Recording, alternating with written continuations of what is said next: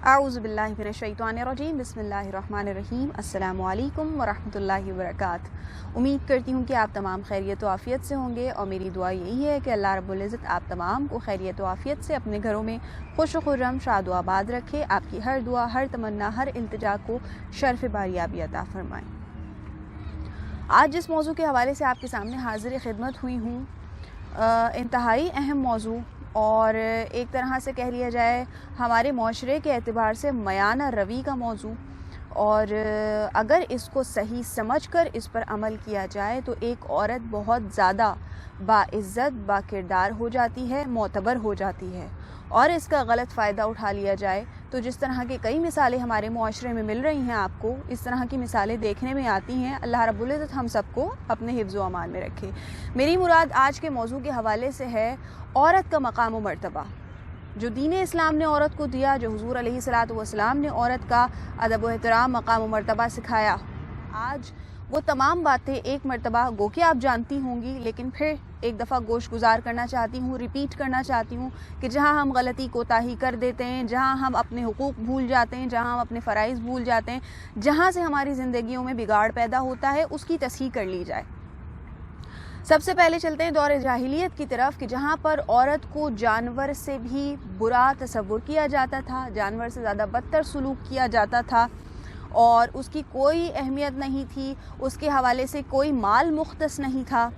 उसकी कोई इज़्ज़त नहीं थी। आदमी का जैसे दिल चाहता था औरत को अपने निकाह में ले आता था। एक वक्त में कई औरतें एक शख्स के निकाह में हुआ करती थीं और फिर उनको जायदाद में कुछ नहीं मिला करता था, उनका मालो मता उनको कुछ नहीं मिलता था, उनका नान नफ़क़ा कुछ नहीं होता था। यहाँ तक कि औरत को जो है वो पैदा होते ही ज़िंदा दरगोर कर दिया जाता था। औरत की इज़्ज़त पैर की जूती से भी कमतर थी। जानवरों को तो फिर भी कुछ मकाम व मर्तबा हासिल था, कुछ इज़्ज़त, कुछ सांस लेने की वजह उनको दरकार थी, लेकिन औरतों के साथ तो ये मामलात भी नहीं होते थे। लड़ाइयाँ हो जाया करती थी, कमतर समझा जाता था, कमज़ाद समझा जाता था। अलगर्ज़ किसी भी तौर से औरत का कोई मकाम व मर्तबा, कोई वैल्यू नहीं थी, उसको इंसान तसव्वुर ही नहीं किया जाता था। और इसके बिल्कुल बरअक्स जब दीन इस्लाम आया, जब आका अलैहिस्सलातु वस्सलाम ने दीन इस्लाम की तालीमात देना शुरू की, जब कुरान पाक का नुज़ूल हुआ, तो सबसे पहले सूरह बकरा में अल्लाह रब्बुल इज़्ज़त का इरशाद गिरामी है, जिसका मफ़हूम आपकी समातों की नज़र कर रही हूँ कि जिस तरह मर्दों के हुकूक़ हैं इसी तरह औरतों के हुकूक़ हैं। यहाँ मसावी करार दे दिया गया, यहाँ बता दिया गया कि भाई वो भी इंसान हैं, उनका भी अदब व एहतराम करना है, उनकी भी इज़्ज़त व तकरीम करनी है। फिर इसको मज़ीद समझाते हुए हुज़ूर अलैहिस्सलातु वस्सलाम ने जो है वो औरतों के हवाले से 4 बुनियादी निकात कह लीजिए, 4 बुनियादी हुकूक़ हुज़ूर अलैहिस्सलातु वस्सलाम ने इरशाद फरमा दिए कि जिसका हक़ हर औरत को हासिल है। और वो क्या है कि सबसे पहले औरत का हिस्सा विरासत में बना दिया गया। भाई के हवाले से, बाप के हवाले से, शौहर के हवाले से, बेटे के हवाले से जायदाद में औरत का हिस्सा मुख्तस कर दिया गया। दूसरा उसूल कि जो जहेज़ के तौर पर वालिदैन औरत को, बच्ची को, अपनी बहन को जो तोहफ़ा देते हैं, जो भी चीज़ें देते हैं अपनी हैसियत के मुताबिक, उनमें कुल्ली तौर पर औरत का हक़ करार दे दिया गया कि ये औरत की मिल्कियत है, ये औरत का माल है, वो जैसे चाहे इसका इस्तेमाल करे। तीसरी बात फिर ये बता दी कि जब अब वो साहिब माल हो गई है, जब उसके पास जो है माल आ गया, चाहे वो जायदाद के एतबार से हो, चाहे वो जहेज़ के एतबार से हो, तो उस माल में वो तसर्रुफ़ कर सकती है, उसको ख़रीद सकती है, उसको बेच सकती है, उससे कोई कारोबार कर सकती है, उसका इस्तेमाल कर सकती है, चाहे तो उसको किसी को तोहफ़तन दे सकती है, कुछ भी कर सकती है। चौथा हक़ हुज़ूर अलैहिस्सलातु वस्सलाम ने औरत के हवाले से बताया कि महर, वो महर की अपनी अच्छी तरीक़े से कह लीजिए कि अथॉरिटी रखती है कि वो उसको कैसे इस्तेमाल करे, किसी को तोहफ़ा दे दे, शौहर को माफ़ कर दे या नहीं करे, वो उसकी अपनी मर्ज़ी होगी, या उससे ले ले, उससे कोई कारोबार कर ले, उसको अपनी ज़ात पर ख़र्च कर ले, उसको जमा करके रखे, जैसे चाहे महर का औरत इस्तेमाल कर सकती है। तो ये 4 बुनियादी हुकूक़ हुज़ूर अलैहिस्सलातु वस्सलाम ने औरत के हवाले से इसलिए बताए कि वो मुस्तहकम हो जाए, उसकी भी एक अहमियत हो, उसकी भी एक इज़्ज़त हो, मकाम व मर्तबा हो कि जिसके एतबार से वो दुनिया में सांस ले, अपनी मर्ज़ी से कुछ काम कर सके, कुछ ख़रीदो फ़रोख्त कर सके, ये तमाम मामलात। अब देखिए, हम आज के दौर में जो पढ़ी लिखी ख़वातीन हैं वो तो ये सारी बातें जानती हैं। फिर निकाह के एतबार से इंशाल्लाह फिर किसी और वीडियो में इंशाल्लाह ज़रूर आपको तफसीलन बताऊंगी कि निकाह के हवाले से औरत को क्या क्या हुकूक़ हासिल हैं। लेकिन आज चूँकि अभी सिर्फ महर तक बात रोक रही हूँ और यहाँ पर यही अर्ज़ करना चाहूँगी کہ رسول کریم صلی اللہ علیہ وسلم نے عورتوں کو سمجھا دیا کہ تم بھی زندگی گزارنے کا حق رکھتی ہو، تم بھی کوئی چیز خرید سکتی ہو، بیچ سکتی ہو، تمہارا جو مال ہے وہ صرف تمہارا ہی ہے۔ اب اگر جو پہلی نکات میں نے آپ کو 2 بتائے ہیں، ان پر اگر غور کر لیا جائے تو بہت افسوس ہوتا ہے آج کے معاشرے سے اگر ہم کنیکٹ کریں تو بعض اوقات ابھی بھی یہ مثالیں دیکھی جاتی ہیں کہ اگر بہن کی شادی کر دی یا بیٹی کی شادی کر دی تو اس پہ جو جہیز اپنے مرضی سے، اپنے لیے مطلب اپنی شان سمجھتے ہوئے کہ ہم نے اپنی بچی کو یہ دیا، اپنی بہن کو یہ دیا، جب چیزیں دے دی جاتی ہیں تو اس کے بعد تصور کہ یہ کر لیا جاتا ہے کہ اب عورت کا جو ہے وہ وراثت میں سے حصہ ختم ہو گیا کیونکہ ہم نے اس کی شادی پہ بڑا پیسہ لگایا تھا، جبکہ یہ مثال صحیح نہیں ہے۔ اسی طرح جو ہے بہت سارے لوگ آج بھی یہ سمجھتے ہیں